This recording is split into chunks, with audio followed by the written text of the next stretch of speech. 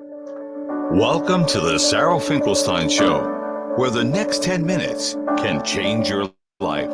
Also on Spotify, SoundCloud, and iHeartRadio. Here's Sarah. So, what are the ways to pay for healthcare? Now, a lot of us may think of healthcare as health insurance, like dental insurance, major medical, but healthcare goes beyond that.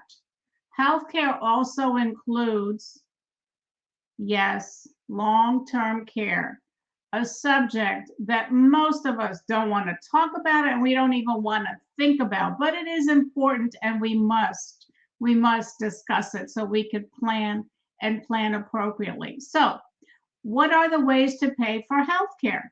Well, for long-term care, I should say, because healthcare includes long-term care. Did you know that 70% of people over the age of 65 will need long-term care at some point? Some for a short period of time, and then others for years, maybe 2 years, maybe 3 years, maybe five, or maybe even longer. But long-term care is not cheap. And because of that, we must plan and plan appropriately. So let's take a look at the different ways that we could cover the cost of long term care. Firstly, is traditional long term care insurance, meaning a policy that you pay annual premiums for. And when you need to go on claim, it'll pay the benefits promised. Now, when is the best time to apply for traditional long-term care insurance? Well, it's got to be when you're healthy because no insurance company wants to take on a risk.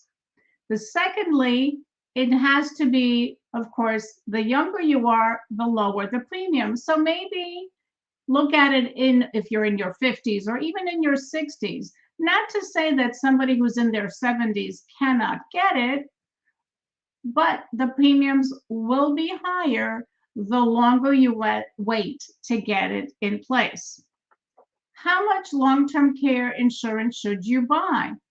Well, the basic plan is a 3-year plan. We find that the average long-term care claim for males is about 3 years, and for females, it's a little over 4 years.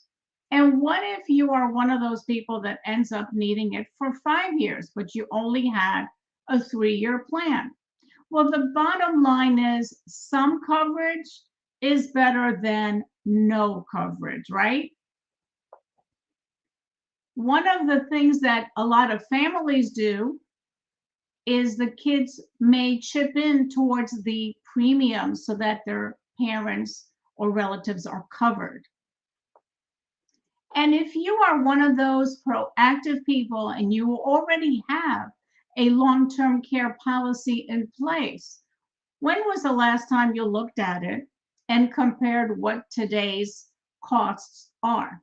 Because if you have a policy that you bought, say, 20 years ago, it may not be up to date in terms of what the costs are in the market right now. So take a look at that. Another way to take care of it is with a life insurance policy. Just make sure that your policy does have living benefits. And did you know that there are special life insurance policies that are designed specifically to provide benefits for long-term care? So there are many options available to you within the insurance realm. And did you know that there are also government programs that can help you pay for long-term care needs?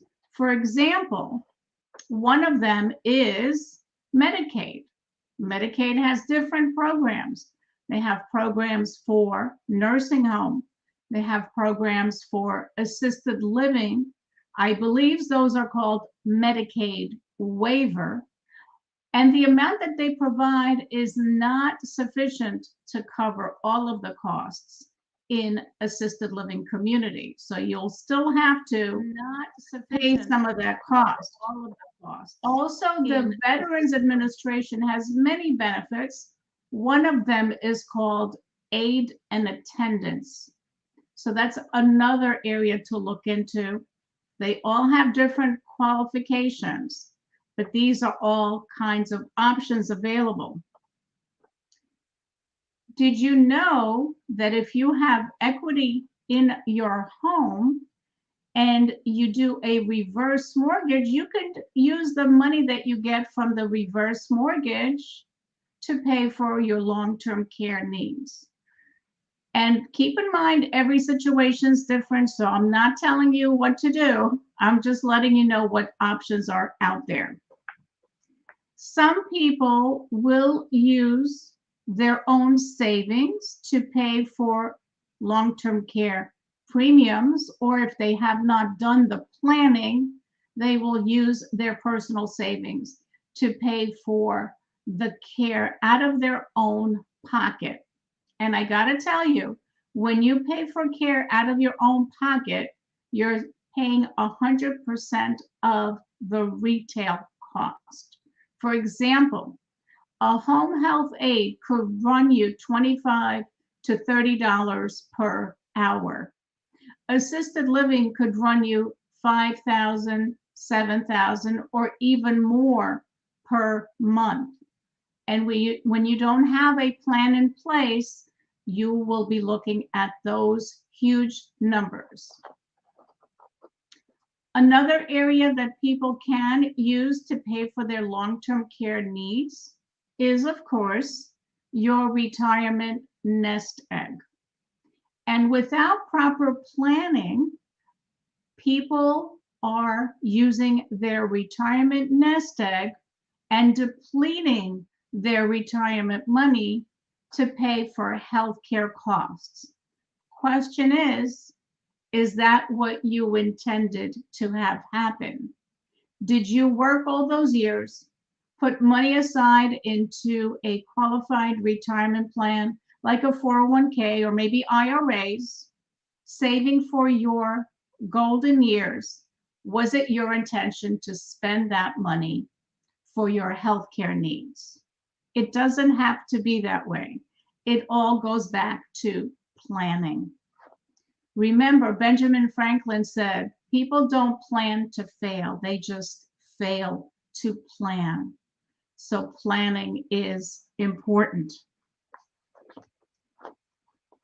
And maybe you're one of those lucky people who has a very wealthy relative, not just wealthy, but one that is generous and wants to help you out or help your relatives out to make sure that they have the funds to pay for their long-term care needs.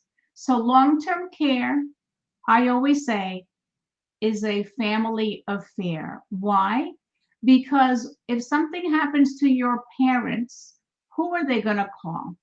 The first call they're going to make, most likely, is to their children. Same thing when we get older. Who are we going to reach out to? We're going to call our children. And I've heard so many people that have moved to Florida, and the reason that they ended up in Florida is they moved here to take care of an ailing parent, an ailing mother, or an ailing dad. And that's how they ended up here. Many of them stay here for many, many years. But it is not uncommon for people to relocate to take care of parents who need help. So again, there's different ways to cover the costs of extended health care in retirement, which again, not only insurance like health insurance, Medicare insurance, but also long-term care. A reverse mortgage can be used to pay for that. Insurance, life insurance, or traditional long-term care insurance, or even a long-term care hybrid type of policy. There are also government programs, your own personal savings, and investments, your own income to pay for it. But you got to have a plan so that you don't end up with a catastrophe, a crisis. We want to avoid a crisis. And in my Wisdom for Women book, I have a chapter devoted to long-term care. And I predict that this is going to be an epidemic because 95% of the population is not planning for this, even though 2 out of 3 people over the age of 65 will need it. So if you'd like a copy of my book, just send me a text or an email and I'll be happy to send you the ebook version of my Wisdom for Women book.